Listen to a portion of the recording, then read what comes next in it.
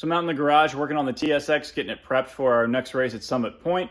A lot of that involves getting the rear end back together after the hub failure at VIR for Hyperfest.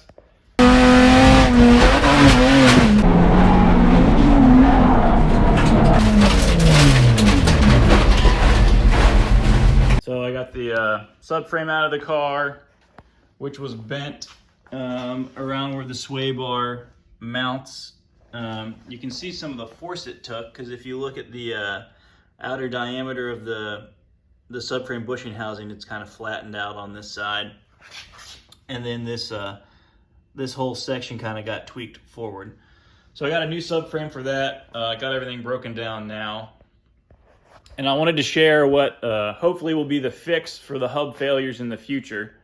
So this had actually been brought to my attention before, but I had not put them on the car yet.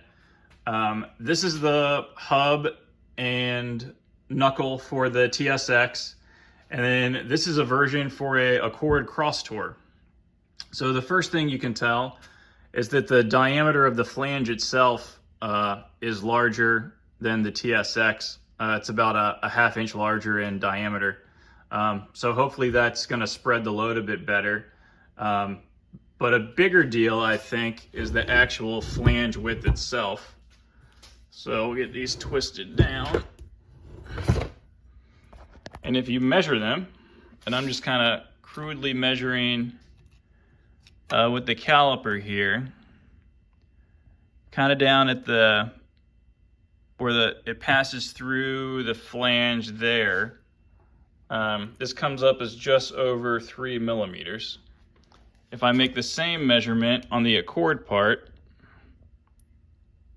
you can see it grows a bit, and it's closer to 4, just at 4. So that may not seem like a big difference, but as a percent change, it's pretty big. And from the few people that have tracked these cars significantly, I'm told this is the fix. So I had actually had these on the shelf for a year or so. I'd kind of been dragging my feet on installing them in the car. One, I didn't think the Toyos were sticky enough to make a difference. And two, I hadn't had sphericals put in them yet. But obviously the rubber bushings are better than failing hubs. So hopefully this will be the fix for the future. I'll still probably swap the hubs out once a season just to be safe. They're not that expensive. So now I got to get the new subframe prepped. I've got some reinforcement plates that I weld on to the where the sway bar mounts. So I got to get that cleaned up and get the paint removed on the subframe so I can get those put on. And then one other thing I will have to do for the Accord pieces is, so I guess on the Accord Cross Tour, they come with a rain shield for behind the brake rotor, which I won't be running. And because of that, there's a gap between the hub and the knuckle. That's not quite set in yet, so it's a little more pronounced than it needs to be. There you go. But to make up that difference, I just made these plates. I designed these plates and had them cut up at a sin cut sin. So that'll just go on. Let's see here. Get off there. So that'll just go on between the knuckle and the hub. So anyway, we'll keep cranking out here. Hopefully that fixes the problem. All right, so I'm working on getting the reinforcement plates welded up onto the subframe for the sway bar mount. You can see I've already got kind of the main big guy welded on. And now I'm working on welding on these plates to reinforce this part of the arm. So it'll go all the way down and weld onto this top piece that the big guy's welded onto. So I've got a little bit of a bend in it here already. So that's gonna drop in here. But I need to clearance for some of the existing welds that are already on the subframe. So I'm just gonna take my Dremel tool with this kind of filing cutting bit on it. Let's see here. There we go. And just use it to notch this piece around some of the welds.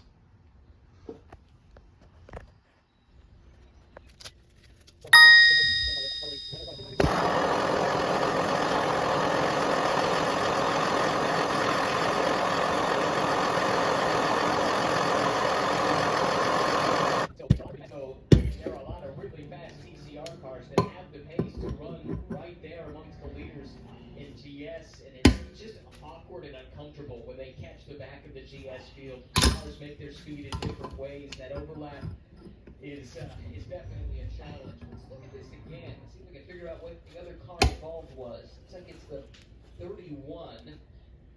The Penguin Racing car. No, I'm sorry. That's the RPA Rapid car, number 31. That's third in class.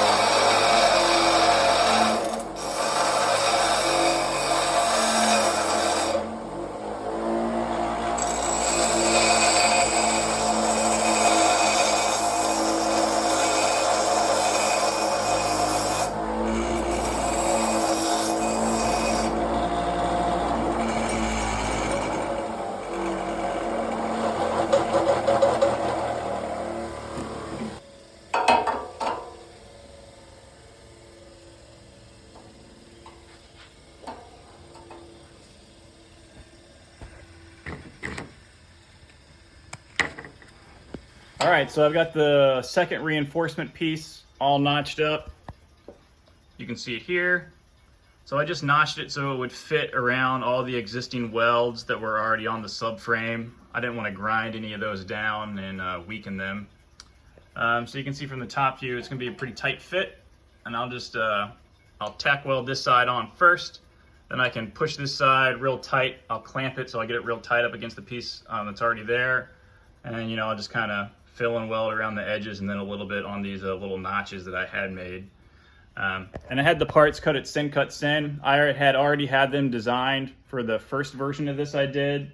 I am doing this one a little differently that I think will work out better. I made these pieces longer to go so I can get some weld on the bottom here, and then I have this big reinforcement plate welded onto the bottom.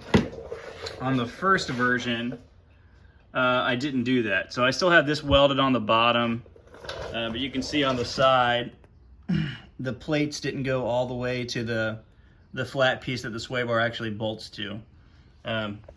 So I think this new way is a little simpler because I'm losing one of the bolt-on plates I won't have to use anymore, and I think it'll just be a stronger setup. Just saved myself a lot of trouble. At the last minute, right before I started welding this in, I remembered I am going to need room for a nut up here. So I made some marks, and I'm going to notch this out in the middle so I still have room for the nut. And I'll probably weld these nuts onto this top piece just to make it easier to work on. So glad I caught that before I welded it in because it would have been much harder to grind down.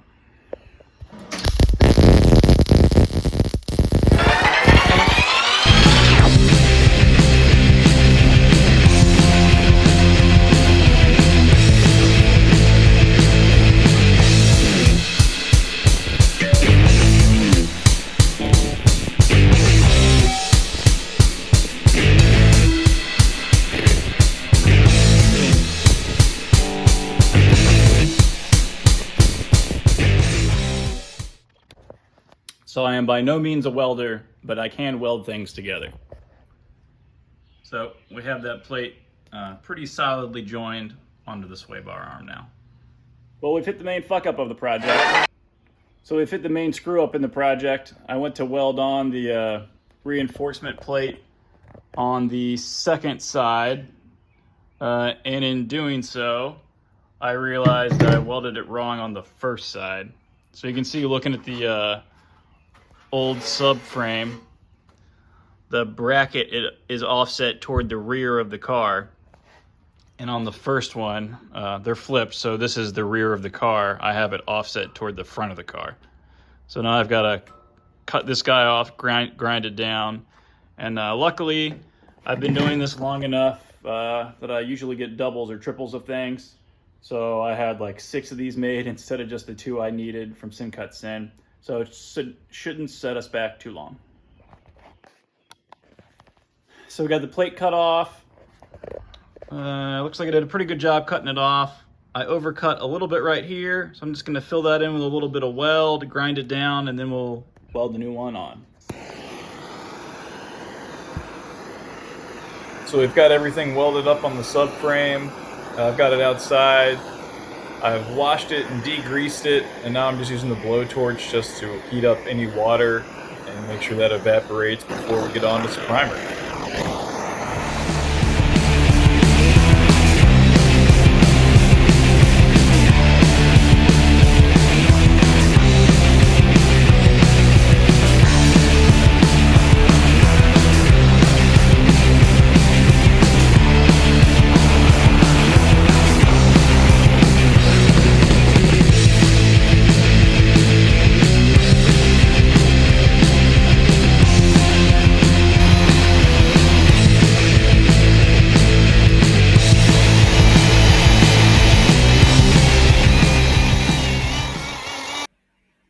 Here's the finish after a light dust coat and then a medium heavy coat of that primer that I used, the DTM primer from Nason. Always been real happy with it. Leaves a nice finish.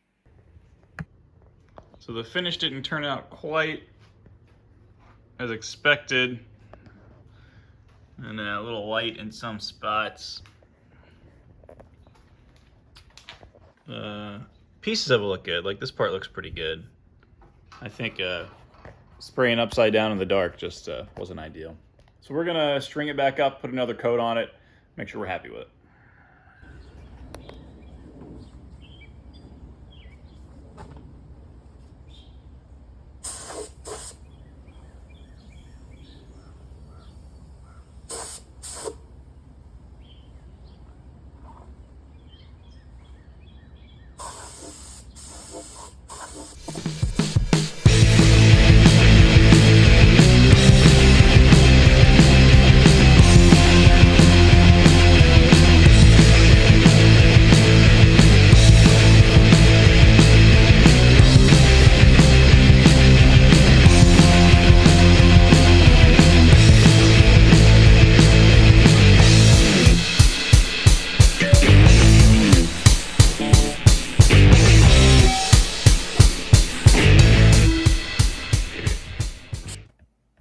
Really happy I ended up putting another coat on. Turned out really well. This is the same paint I used on the subframe that I had done earlier. Actually, I guess both front and rear subframes on the car I originally painted with this. This is Eastwood's 2K chassis paint. Super durable, easy to apply, really nice finish. Well, we ran into a problem pushing the new subframe in. So I went to press the subframe up into place under the car, and the new subframe bushings, solid subframe bushings, would not fit over the dowels. There's 4 of these to locate the subframe in the car. I pretty quickly realized that it's because I did not take into account the different diameter on the inside of the bushing to locate it over those dowels. When I was designing these, I was just focused on this diameter here, which is just for the bolt to pass through. So I'm gonna have to press the bushings back out, take them to a local machine shop, get them to open them up, then put them back in, then put them in the car. Getting all that done by this weekend is probably gonna be tough. So I'm probably gonna end up having to press these stock crusty rubber ones back in to get through the weekend, then drop the subframe again after I get the solid aluminums modified. So that's how it goes sometimes. We'll get back to it. So what's going on here is that I've got dry ice on top and below of the aluminum subframe bushing. I have it taped in there with the yellow masking tape that you can see. And then periodically I'm using the blowtorch to heat up the outer steel sleeve so we get the largest difference in diameter that we can. And then I'm just wailing on it with the sledgehammer to try to get these things out of here. The way that the bushings are made with a lip on one side, they can only be pushed out from one direction. And there was just no other good way to get these things out. So this is the hole that we've dug for ourselves, but we'll get them out.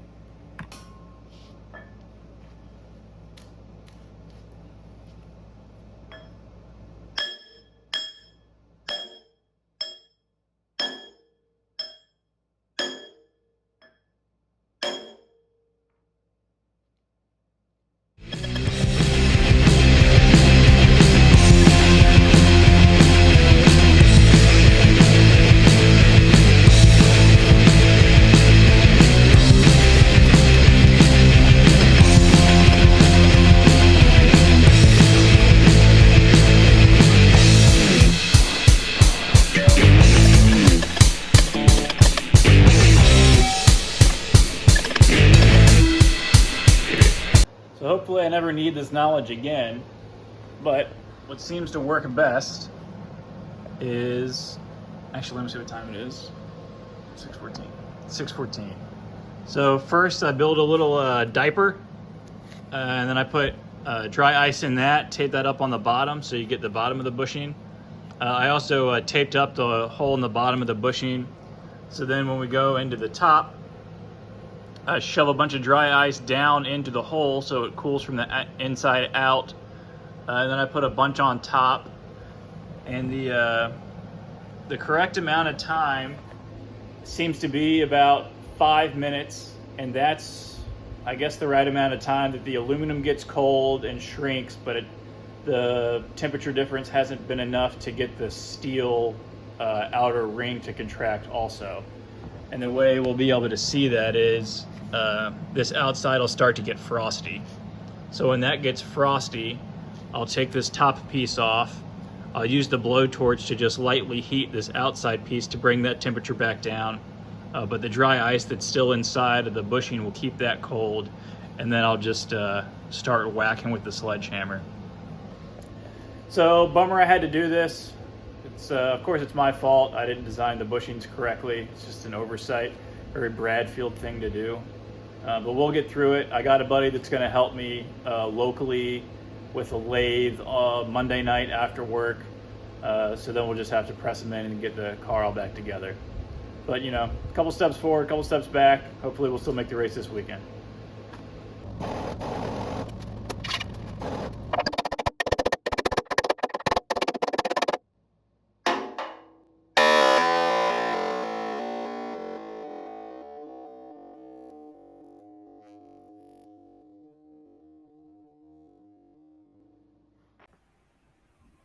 So after I eventually got all the bushings back out, I took them over to a buddy's shop, and he was able to throw them on the lathe and open up the inner diameter.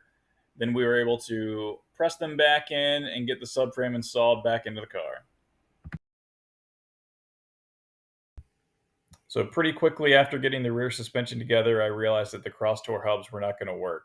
They have a different offset than the TSX hub, so it was sticking the wheels pretty far out of the quarter panels. So it looks like for now we're just going to have to use the stock TSX stuff and just age them out every 2 or 4 races.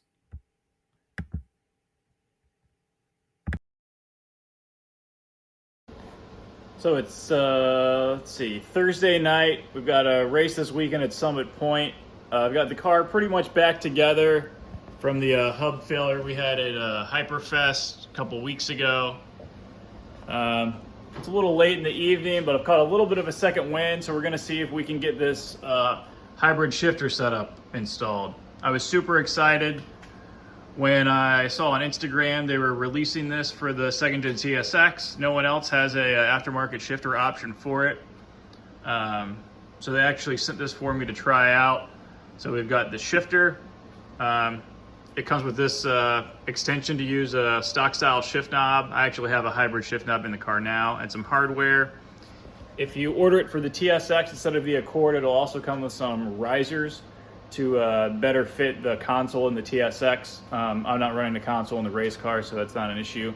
They also sent me their competition shift rod, which is a extended and weighted shift knob. So very excited to get this stuff in the car.